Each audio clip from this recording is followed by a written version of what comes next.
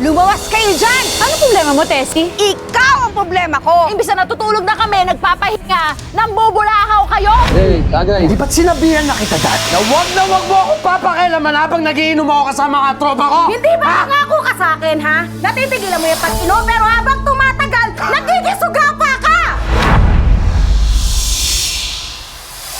Tessie, Maylin! Kung pwede, pakihinaan nila ng konti yung video. Diyos ko, ikaw naman! Hindi na yung video okay yung problema! Eh, syempre yung bahay mo naman, ano ba? Yung dingding mo gawa sa pawid! Parang nananadya na talaga, oh. Pag wala tayong ginawa, mamimihasa sila.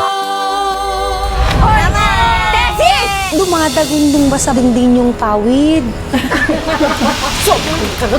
Mag-aalas 7 na ho. Ba't wala pa rin sila tatay at lolo? Malamang pinag-overtime pa yun. Kahunainom na ulit sila. Nung ako na tatay mo, di na daw siya iinom. Uy, naniwala ka naman. Nakita ko nga yung asawa mo, nandun ka laayos, nag-iinom. Ano, hindi ka uwi?